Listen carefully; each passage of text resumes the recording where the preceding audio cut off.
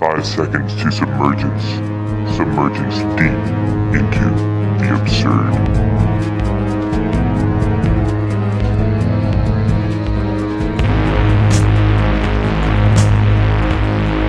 All right, we got Daniele Bolelli. He is a badass historian. He is a philosopher. He's a mixed martial artist. Or what do you practice? Yeah, I've competed in MMA. Wow. These days I do primarily judo and jiu-jitsu, but yeah.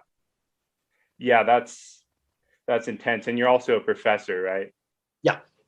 Cool. Yeah, you're just all over the place. You're the host of the History on Fire podcast, the host of the Drunken Taoist podcast, which is awesome. I just listened to the one with Chris Ryan.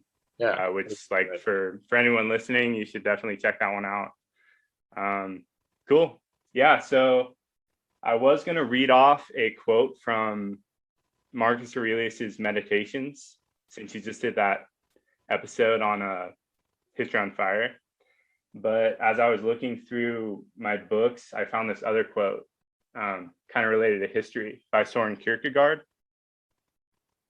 To my contemporaries, my significance depends on my trousers. It may be that, to a later era, my significance will also depend a little on my writings. So when you're looking into people like Marcus Aurelius, do you think they know that someday in the future they're going to be someone who, like, everyone talks about, they're in the history books and everything like that? I don't think there's any way to know that, because it's such like there are centuries that basically have disappeared from the historical record where you know very little about. So everything is highly dependent on 10,000 factors about what is that people will be discussing 1,000 years from now. So very hard to tell. Yeah. I know Friedrich Nietzsche, he said that, yeah, I'm going to be born posthumously. Right. And there's that quote. Are you familiar with Walter Kaufmann? No. So he is one of the main translators for Nietzsche. I know you've read. Oh yeah, that guy. Yeah. Okay, yeah. Yeah, and he kind of had this note. He said, often you'll see graffiti paintings on walls, and then it'll say, "God is dead, Nietzsche. Nietzsche is dead, God." Mm-hmm. And then one other person say, I can't think of it. Oh yeah. Some people were born posthumously, Nietzsche. Mm-hmm. Yeah. That's kind of because like when you're doing all these autobiographies on people, like a lot of these people, they are being born posthumously. Like they're known by a little bit of people at a time, like say sure. The what's his name? Is it Sun Tzu, or is that the? Oh yeah, the author of the Art of War, right? The Art of War. Did you? Yeah, do an episode on him? Yeah, I haven't done it. It happens all the time. I mean, if you think about, like, one example that I always use is with Henry David Thoreau when he wrote Civil Disobedience. Civil Disobedience was something that didn't really have much of an impact on during his lifetime. You know, a few people read it, that was it. Okay, whatever. Then down the road, Gandhi read it and used it also as part of his kind of nonviolent movement. Then civil rights leaders, including Martin Luther King, read it. And so in an odd kind of way, something that was written by this white guy in the 1800s that few people read becomes a huge piece of the puzzle in the civil rights movement in the 1950s and 1960s. Mm-hmm. And it's like, that shows you also the degree of luck, or the way in which random chance play with this kind of what's going to play a role, what's not going to play a role down the road. Very hard to predict. It's kind of like a slow fire that kind of just catches over time. Yep. Mm-hmm. Yeah, and so I was listening to the Marcus Aurelius episode that you had on History on Fire. And when you're going through, because I don't know, How many years have you been a historian? I mean, it's kind of hard to tell because it's like I started Yeah. to me like history was just part of how I grew up. It's Mhm. just I learned how to read on history books a lot when I Mhm. was a little kid. I always read history, so to me the transition from reading history all the time to doing it academically was like didn't really see much Yeah. of a changing spot. Even like initially, I did not go for history in college. I did it then in graduate school.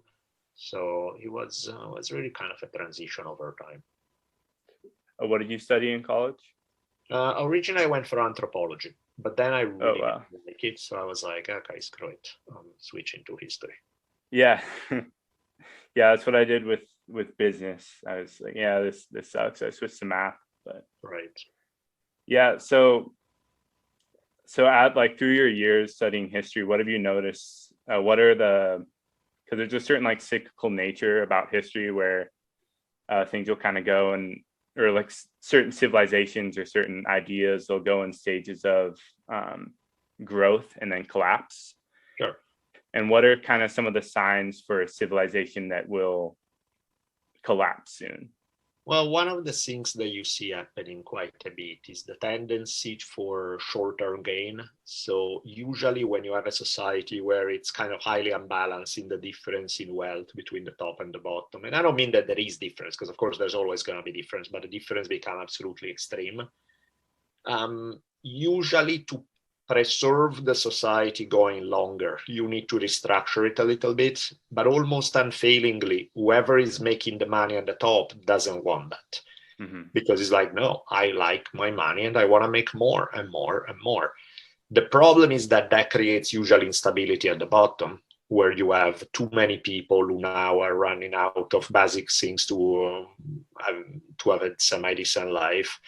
And that makes a society, like whether you're looking at ancient Rome dealing with the fact that fewer and fewer people were making the cut for military requirements that were dependent on property, whether you're looking, it seems to show up a lot, this idea that despite the fact that you can pretty much see that it's going into a wall, they are driving the car into a wall.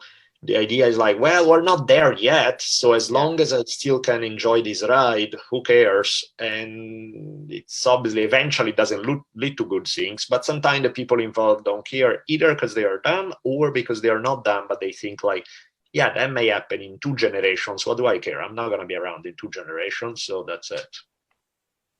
Yeah, like, oh, the whole world's going to blow up in 100 years, but who cares? I'm Yeah, going to die in 20. exactly. Yeah. Yeah. So it's kind of almost, they have an inability to change or adapt. And they don't listen to the signs of Yeah. the impending disaster. Yeah. Which is weird because those signs wouldn't require them to give up everything they have, which I understand people would be understandably pissed if that was the case. They would require them to course correct by 10 to 20%. Nothing that dramatic, but enough to make a meaningful difference in the society. But that's still not something that usually, like you see that happen over and over, where they don't seem to be that interested in the process. And do you notice that when there's a higher population, Mm-hmm. does that affect how much personal freedom people have in the government? Or do you think there are some civilizations that were really huge population density and everyone had like amazing personal freedom? Unlikely, because the problem with personal freedom is that inevitably some people will make choices that creates problems for others. When it's just a few people, you can mediate, not a big deal. When the society gets past a certain point, very hard to mediate on a person-to-person level when the numbers are so big. And that's where usually more authoritarian measures kick in. Yeah, and I think also with that, because I know Nietzsche, he always talks about the herd and the herd mentality, and like sure, a dictator can do a lot to damage the personal freedom of other people, but sometimes the herd, like the crowd, can do a lot more. Sure, of course. Yeah, and I know. Yeah. So Yeah, in continue. some ways kind of like they are made for each other. You know, you have Yeah. the lack of self-discipline, the lack of thinking bigger than just yourself, the abuse of, you know, all those things on the part of masses of people lead to the fact that other people are like, we need a strong voice to set it all straight, which of course then creates the need for the dictatorial figure, which then it's like it's a bad vicious cycle, you know. Yes. And so when you because you also studied Taoism, right? Sure. Mm-hmm. Yes. And I know the main thing that they say in there is the best leader. Well, not the main thing that they say in there, but the main thing that they say about government in the Tao Te Ching is that to be the best leader, the people should say, "Oh, we did it ourselves" at the end. Yep. And all is done. So, like, how much do you agree with that statement as far as like looking back at history and seeing like when the people were allowed to do things themselves, like how did that work out? Well, it's not necessarily that the people are allowed to do things themselves. It's that you direct the course of things with a really light touch, where it doesn't feel heavy-handed, and so it feels like, oh, it happened almost naturally versus somebody cracked the whip. Now, that's a philosophical ideal. As an ideal is great. It's good to keep in mind. The reality, of course, is complicated. So sometimes, like, that's why when people are like, oh, Taoism is all about small government, it's like, yes and no, in the sense that, yes, they advocate the smallest possible government. Yeah. But in some cases, the smallest possible that still needs to get the job done, it's not that small. And so it's more of a case-by-case scenario. It's like they definitely warn you against overdoing it. But at the end of the day, the only thing that counts is, does the job get done effectively or not? Because if you are undershooting it, but you don't get the job done, it's like you have a small government, but you didn't solve the problem at hand. So now we have that doesn't, just because you stick to the idea of small government doesn't help if the problem is not solved. If the problem is solved by turning into a dictatorship, well, that's a little much. So it's like, is there a spot where you can take care of the problem without being overly heavy-handed? But again, the key word there being overly, and overly is a relative concept because it varies from situation to situation. In some cases, it may be a little heavy-handed, but maybe that's exactly what you need to solve that problem. Now, the second that's solved, you want to try to tone it down to something less heavy-handed and not make a habit of it. But, Taoism in that sense is super pragmatic. It's not ideological. It's, look, this is a general good guideline, but then there's life, and there are all the exceptions and the specific situations where exactly you draw the line vary depending on the context. Have you seen that Bruce Lee YouTube video? It's like 30 seconds long. He says, he's talking about how you should be like water. Sure. Yeah. Yeah. So when I'm thinking of a good government, I'm thinking of something that can change over time and adapt and be like water. Yeah. And I'm not sure. So when you were studying Marcus Aurelius, do you think he kind of did that job well? Like as far as being like water and being willing to adapt? Yeah, I mean, it sounded like, based on everything, it sounded like he did a fine job as an emperor of running the empire and taking care of business. Less so a fine job of picking a successor, because clearly, that was pretty awful with the empire going to his son and his son just royally screwing it up. Yeah. But, as far as running things, he seems to be doing all right. Yeah. Yeah, because it's kind of like with things right now, I'm not 100% sure if the balance is right as far as like are people actually getting out their ideas coherently to our representatives, like just in America, and is the government controlling us too much or controlling us too little, or somewhere in between there? I mean, it's not the problem with the systems of governments that theoretically any kind of government in the hands of the right people can work. because there's a classic Greek model, like Polybius was arguing. You have like the good and the bad side of each form of government. The good, any one of them works. You have the enlightened king who's super wise and brilliant, works great. But if he's not enlightened king, then it's a dictator and a tyrant, then works terrible. Yeah. If you have a true aristocracy where truly the brightest mind in a society are running the show, it can work. But if instead it's an oligarchy where it's just some people who have preferential access to wealth and power, but they are not really the brightest minds in the society, then we got a problem. Democracy is a cool idea, except that if people are misinformed and stupid, and then it becomes mob rule and it's terrible. So his thing is like, look, no method in itself is either that good or bad. Each one has tremendous pitfalls in the wrong hands, and each one could work in the hands of the right people. But the problem is who gets to the key of all this stuff is who gets to decide who the right people are. Who gets to decide who's the wise person or people or mass of people who get to do this. And that's where it gets tricky. Because clearly some people are better at it than others, but who's going to choose? Who's the outside source that determine objectively, yes, these people are better suited than others, or it's tricky. And so the room for things to turn ugly is always high. It's like theoretically, the enlightened individual who can run the show almost unfailingly turns into tyranny. In rare cases, you get the enlightened ruler, not very often. Similarly, true aristocracy, not very often. Similarly, a good democracy, not very often. So that's, in some way, more than the theoretical structure, it boils down to the quality of people involved. And unfortunately, the quality of people involved seems to lean toward the crap than the good more often than not. Yeah, the philosopher king is very rare. Yeah.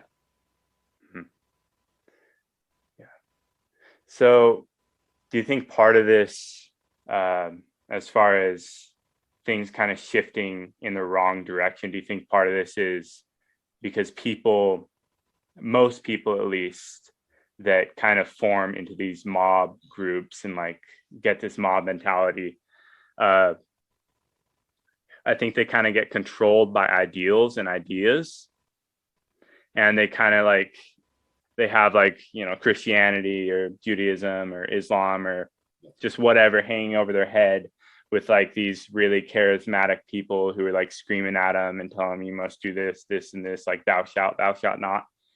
And I think part of that is kind of the main thing that throughout history has been completely just like destroying us as a species, I guess. Yeah, I think it's just it boils down to dogmatic thinking. Thinking you find something that's partially true that works some of the time. You fall in love with that idea. You think that that's the solution to all context and all situation. You start applying it where it doesn't belong. And suddenly you turn the good idea that could work in given context into a really terrible dogma that doesn't work and make you more ideologically committed to. So yeah, I find that being overly committed to an ideology is extremely dangerous, in the sense that at the end of the day, who cares about which ideology delivers the result? It's about the results. I want a good life. I want the good stuff that I want good results to be produced. I don't care how you produce them. So unfortunately, that's not how it works. Most people, once they fall in love with an ideology, it needs to be according to the dictates of that ideology. And they are not willing to look outside of it to see, okay, maybe this ideology still has good ideas. Maybe we can keep 30% of it, but some stuff doesn't work. So we need to borrow from another source and mix it. And let's see what the right balance is. That's not how people operate due to that kind of, because they become invested in it. It becomes their identity, becomes who they are, it becomes an article of faith. And as such, it's they stop thinking on their feet and they are just following the rule of their ideology. And pretty much nothing good ever comes out of that. Yeah, they kind of have that robotic binary thinking. Mhm. Yes or no. Yep. Yeah, I think as far as that goes, just like it's like, because in our country, like one big problem is that the electoral college really only allows for two parties, because if there was a third, then it, well, like when you add on a third, like you have to, like only a certain number of people can win in a state. Like as soon as it goes over halfway electoral votes, then like the other side just wins. Like that, just basically like just there's a cutoff where it's just like, okay, they win. And it kind of just doesn't really allow for there to be a third party. But I'm not even sure, like if there was three binary, or I guess that'd be like a trinary thinking or whatever. But In some way, I would even just not like parties at all. Just people running as yeah, individuals, where you have to check out their platform, the specific platform that they have. They have certain ideas, and I mean that's also funny too, when it comes to election, because the reality is that a politician can talk about 10,000 things, but in reality, they're only going to be able to get done this much. So who cares? Why are we arguing about opinions that are never going to come into play? Because you're never going to have the power or the votes or the things to put your whole agenda through. Let's see the stuff that actually has a shot, that because you can compromise with other people to push through. And but that's like, to me, if it was an individual level, it would be a better deal. It would be a better deal because you don't have this, oh, somebody's saying something really dumb, but hey, they come from our side, so we need to stick to them anyway. Yeah. So maybe kind of, because my friend was telling me that he thought it should be sort of like a March Madness sort of deal. There's like 16 candidates, then you vote like the top like 8, they go on to the next round or whatever. Yeah, I mean, the Would only that work? problem, of course, is that requires people to be highly educated about what Yeah. the issues are, understand why somebody's logic really doesn't work in terms of course, that solution is not going to work, because you need to kind of have done your homework. And I mean, we're just not there. We're not at a place where people have that degree of education and understanding. And that's why it's so much easier to go with the political trial, because it's like, hey, what is my side say about issue A, B, C, D, and D? Okay, I'll just parrot that, because otherwise that would require me to actually study and learn and do all this. And it's most often it's difficult to do. Screw that. So I think that's where it's at. It's a sweet concept in theory. Of course, that requires a truly functioning democracy, which requires truly functioning informed voters. And yeah, good luck with that. Yeah.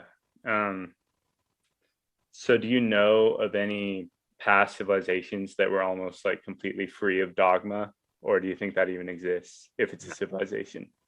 I mean, I think that stuff works at a smaller tribal level, where the stuff you talk about is less ideological and more practical, because you don't need to build your own tribe. You have a tribe that's an actual real tribe. It's a community of 50, 100 people, whatever it is.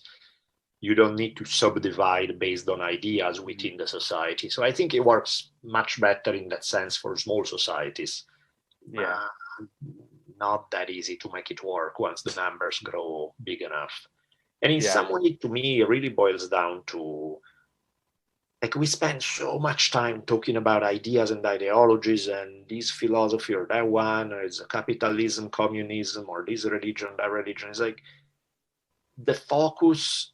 I think if we shifted the focus to things where we have power on, that we can touch and feel and smell, if people spent a lot more time talking, figuring out how to grow food in their garden, how to solve practical problems in day-to-day life, I think then ideas would be a great extra that inform your life, that help you give some direction. But ultimately, the focus should go back to the practical, to we got a problem, how do we solve it? It's not an exchange of ideas. It's an issue about the only ideas we're going to throw around here is solutions. And the discussion then become much more technical and less abstract on an ideological basis. And I think we would probably be better off with that. So do you think people are kind of just like, maybe they just have like too much free time, so they just kind of get like hooked onto these sort of like political drama, like reality TV, basically? Yeah, big time. It's like their stuff that, and again, I'm not saying it doesn't need to be political, but political again on a practical level. Okay, you got a big homelessness problem in your city. Let's look at the possible solution. Let's look at the entire range of possible solutions. Okay, then that one doesn't work, or this one is way too authoritarian, or this one, and you start working on it on a very pragmatic minded approach, not in a, oh, here is the left wing answer, or this is the right wing answer, and we need to, it's like, who cares? How about we get the problem solved? Yeah. Which usually does not come from just a single ideology, rarely has the nuance required to truly address a problem in all of its complexity.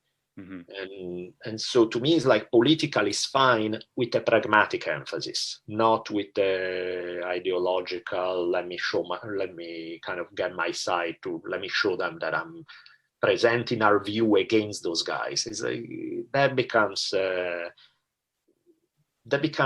kind of a useless game that at the end of the day doesn't solve anything.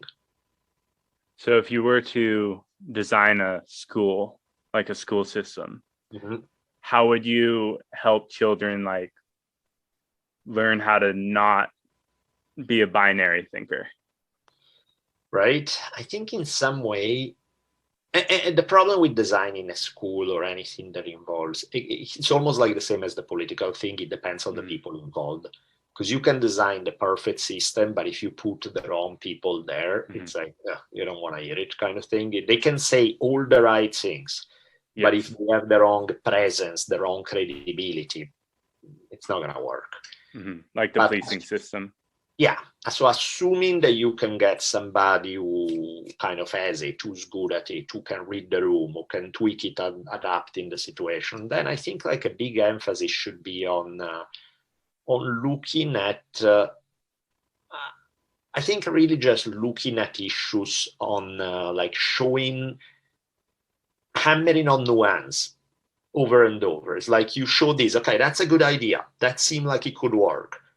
However, it works from year to year, and past that point, here are the problems that it doesn't address. So while we're going to keep the part that seemed to be working, let's look what else we can add that your idea doesn't fully capture it. So let's try to add another piece. And the pieces are not even, sometimes an idea is really good. Sometimes it takes care of 70% of a problem. And another idea may only be 5%. But you still need that 5%. You know what I mean? You do. It's like, okay, let's tweak it a little. It's not all or nothing. Let's tweak the balance until we are satisfied with the result. Because at the end of the day, that's all that counts, is does it get the job done or not? Yeah, so it's almost like the scientific method. You just use like the scientific method to evaluate how you should develop a system. Yep. And at the end of the day, keep it in real humble, in the sense that whatever conclusion you are reaching that may look like it's working, keep in mind it's probably going to change once the context change. Keep in mind that maybe you're not seeing something that could make it even better. And so being real tentative with your conclusions. Keep them as, hey, that worked yesterday and the day before. This is great. Let's see if it's going to work today and tomorrow, So earlier we mentioned like just like people having too much free time. They're kind of just getting like drawn into these things because they're like lonely and bored. But I was also thinking, because I know that you've definitely experienced a lot of suffering in your life, and heartbreak and all that. And I wanted to ask you, what is the value of suffering to you? What does it mean to you? And how has that helped you be who you are? Yeah, I mean, suffering is inevitable, right? It's life. It's like everybody's going to go through a lot of shit. The different degrees or when you go through it may vary. lucky and they last longer, where they have all good things happening to them, sometimes less so. But at the end of the day, everybody's going to go through tremendous suffering. I'm not a big fan of the idea of seeking it, of like, oh, this is going to make you a better, it's going to happen regardless. Yeah. It's like, those are the cards you're given. Figure out how you're going to play them. I don't necessarily think that I think suffering creates also a lot of damage, that, you know, for every person who gains a certain degree of understanding or empathy or whatever from their experience of suffering, there are also 10 zillion who are so heavily damaged by that experience that it makes them, definitely doesn't make them better people. So I think suffering in itself is not a positive, or I mean, it's more a negative than a positive, but, you know, given that it happens anyway, you can try to turn it around and actually get something good out of it. But again, I don't think in and of itself is a predictor of how it's going to make somebody turn out. Yeah, and it's kind of, I mean, that kind of goes back to like, if you're the kind of person that believes, oh yeah, suffering's always good to suffer. That's just like another binary thinking that, okay, yeah, sure, let's let the whole world suffer. Exactly. It's super dogmatic that way. It's like, can it make a difference in somebody's life where they actually turn into a much better people as a result of it? Absolutely. Would I prescribe it as a cure? No. It's kind of like being handed bad cards in a card game.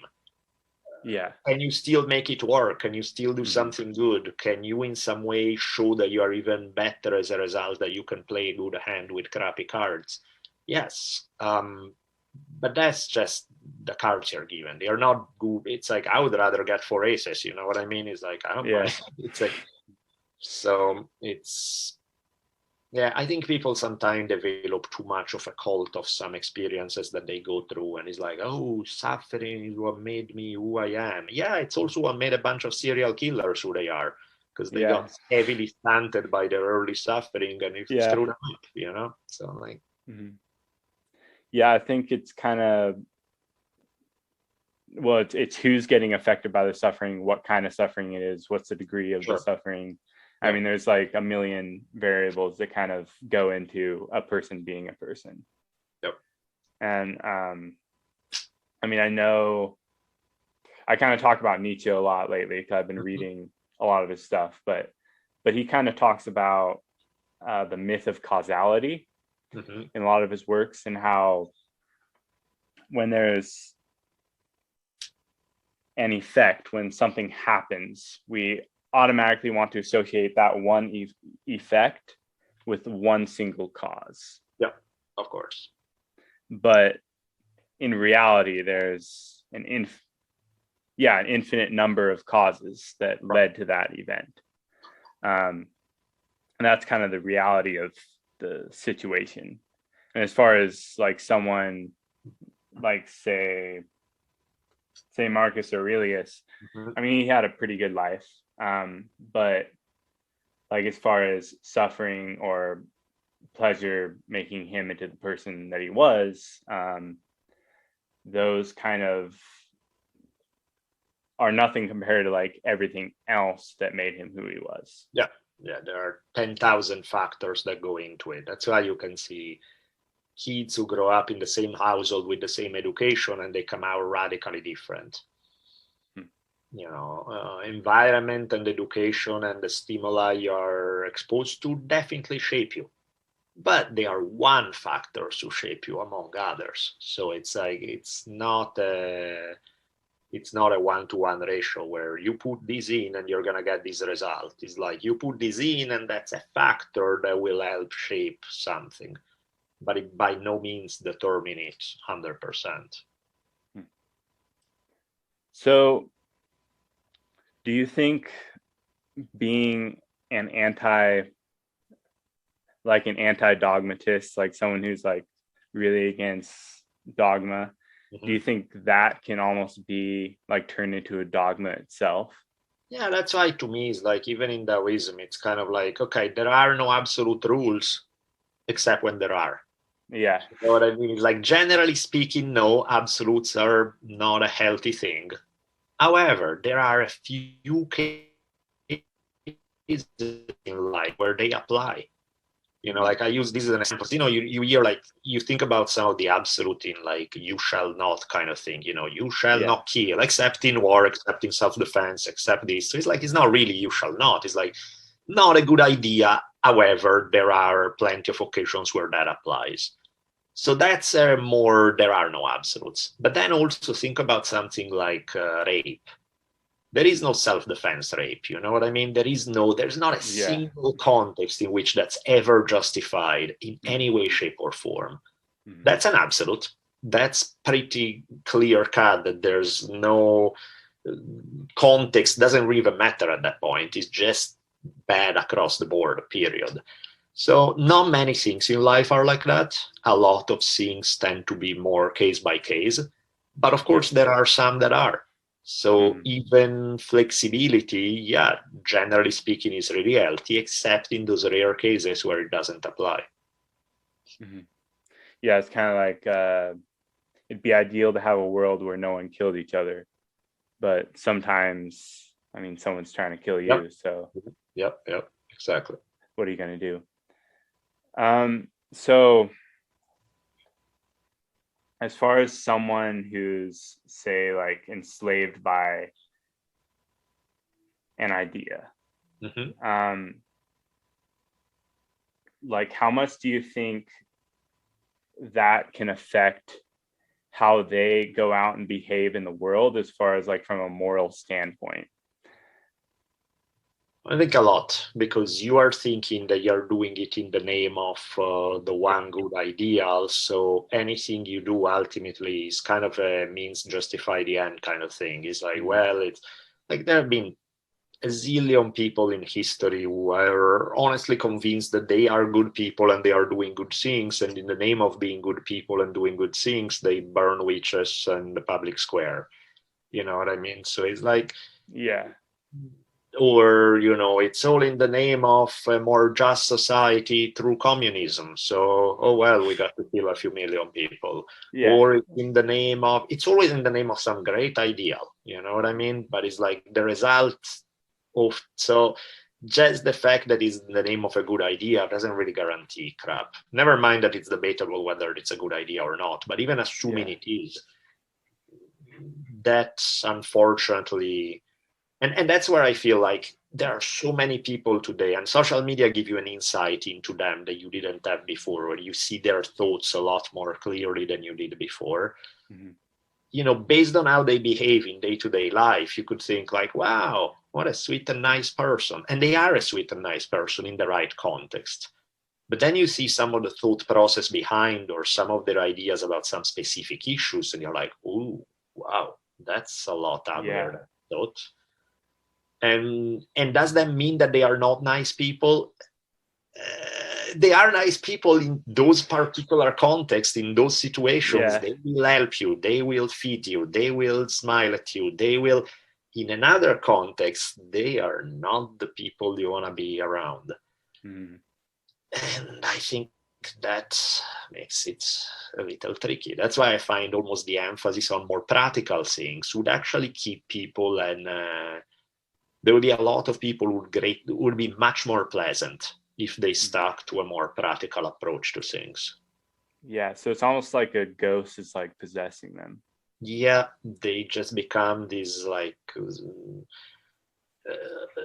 there's like this dogma that like they become the dogma to some degree. They become the pawn in the hands of an idea, and it's like, ooh, dangerous stuff going on there. Yeah, have you seen The Walking Dead? Yeah, that I don't know if you've seen the season with Negan in it. Yeah. Where like all the people in the group are like, I am Negan. Yes. That's kind of how people that are kind of like, I guess, possessed by an idea, they kind of like walk around in that sort of sense. Yep. And it's dangerous business, because the stuff they are willing to do in the name of the good idea. I mean, think about like how crazy it is. You think about something like early Christianity, or you look at like some of Jesus' ideas, and whether you like them or not, they are all very mellow and kind of sweet, and turn the other cheek, love your enemy, all that kind of stuff, right? How the hell do you end up with the Inquisition? Yeah, I don't know. chant the colonization of new chunks of the world with murdering millions of people in the name of Jesus. It's like, what? Yeah. But that's how ideas are. You can think even great ideas, and more often than not, they are gonna, in their own hands, they are gonna turn really dogmatic and really ugly. Doesn't Jesus only have like 37 lines or something like that in the Bible, where he's like actually speaking? And also, who knows who the hell was? I mean, you know, historically, like, who knows whether there was somebody who actually said these things, or is a composite of 10 different people, or, it's a good, like, as a myth is one story, as history is like, it's not really history in that sense, Yeah. But regardless, there are not that many lines there, and most of them seem to clearly go in a certain direction. So it's like, what the hell? Yeah, and it's so if you had to put your money on it, do you think he was real?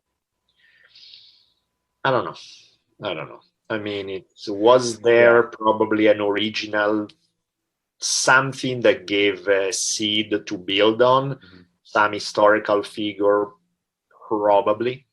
But, what does that even mean? It's like, does that mean that he was actually the guy as in the Bible? Does it mean that there was a 5% there that started it all? Does it mean, to me, it's one of those, good luck with that. It's impossible to tell. Yeah, it's kind of hard with like the Buddha. I'm not 100% sure if he was a real person. Can't tell. Could have been. But yeah, I mean, he never, I was actually thinking though, because he didn't write down what he said, because the Dhammapada is just the sayings of the Buddha, which I'm pretty sure were recorded by his disciples. Of course. And I was thinking the other day, well, I mean, someone like the Buddha who's, quote unquote enlightened, who can't really be attracted to any one thought. I could probably see him like writing something down, and then after he gets to the next sentence, he's like, well, who wrote that last sentence down, right? Right. I don't even associate myself with this idea at all. And I think it's like it's hard enough when you actually have contemporary sources. I mean, there are people who argue about what somebody really meant when you have them on video talking, let alone when you don't have a single contemporary source. I mean, it's like playing the game telephone for decades and then recording the various versions and try to put it together into who this person was. It's like, no, of course you don't have it. You have something else, which is fine. It may be great. It may be brilliant. It may be whatever, but it's not. The odds that is historically accurate are really, really small. Yeah. So when I was listening to the one that you did with Chris Ryan, you were saying how a lot of times people, they'll kind of pick and choose what they want out of an ideology. Sure, of course. Ideology, they'll just take like a couple lines, like, yeah, this is kind of what I live by. And that's kind of, if they didn't do that and someone just followed the Bible to the teeth, then they'd be surrounded by logical contradictions. No, I have no problem. I totally appreciate the pick and choose. I think we should just be more honest about it. Just rather than saying, I am following this idea. It's like, no, you're not. You're picking and choosing what you want, which is great, and be honest about it, which would then free you to pick and choose from other sources as well and mix it together in what works for you, which then you may change by next year. But, it's a constant process of finding out. Whereas everybody pick and chooses, but they say, no, our interpretation is the correct interpretation of these ideas and all others are wrong. And it's like, that's where it gets a little sketchy. Yeah. So you speak Italian, right? So do you think being bilingual, do you think that can affect the way that you think about these sorts of things? I mean, you're mentioning Nietzsche a lot. It's like, I cannot read Nietzsche in English. I find the English translation so atrociously bad that I'm like, how does anybody read this stuff and make any sense of it? When I read it in Italian, and I don't even know if the Italian is truly closer to the original German, or if it's just a brilliant translation, and so I'm more reading the translator than I'm reading but the Italian version is fantastic. It's Wow. so good. It's like written so well. The concepts come through with so much more clarity. When I read it in English, I'm like, I can't really show it to somebody else, because what I'm reading on what I'm thinking when I read it here is so different than what I get when in the translation, that I'm like, I have to retranslate. Like if I quote passages, I just take the Italian, look at the English, tweak it around, and then it becomes something else. Because I'm like, but yeah, like that's an example right there. You know, you take Nietzsche, it's like, oh, Nietzsche's philosophy is like, yeah, just the act of translating it has changed it a lot. Yeah. And it's kind of, I mean, nothing really sounds like more beautiful than what's spoken in your native tongue. Mm-hmm. So, because, well, I mean, like when I'm reading like something beautiful in English, I'm like, wow, that's beautiful. Like when I read Nietzsche, I'm thinking like this stuff's awesome, but I'm reading it in English, right? Right. And yeah, I can see that. And also just like speaking a different language and kind of like having like the internal dialogue in your head, like that can also kind of, at least I'm assuming, can probably affect the way that you think about things. Yeah, because you look at the language frames reality in slightly different way. So sometimes you're looking at the same thing and there's slightly different lenses as a result of that, for sure. Do you know what language Marcus Aurelius spoke? He like all the ancient Romans, besides speaking Latin, they also were the highly educated one. The language of education was Greek. So they usually wrote in Greek. They did a lot of their official work in Greek, even though their day-to-day language was Latin. So yeah, that probably affected kind of, because I know he was like in love with Greek philosophy and all of that. So that probably kind of led him down the road of Stoicism and just being that kind of, I mean, he was the ideal like philosopher king in a sense. Basically what Plato wrote about in the Republic. Sure. Cool. Well, I think that's a good place to leave it off. Sweet. Cool, man.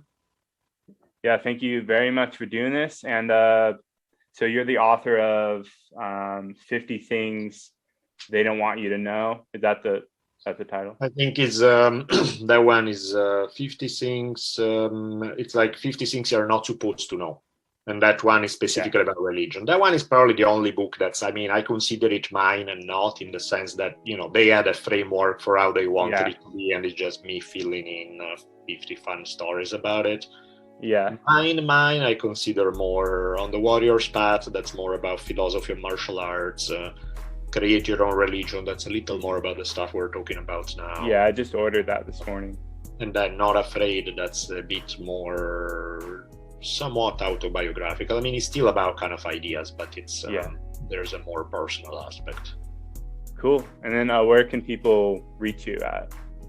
So, you know, I have the History on Fire podcast website. I have my own website. I haven't done much with danielebolelli.com. That just exists there. You can shoot me a message kind of thing. But yeah, those are some of the ones.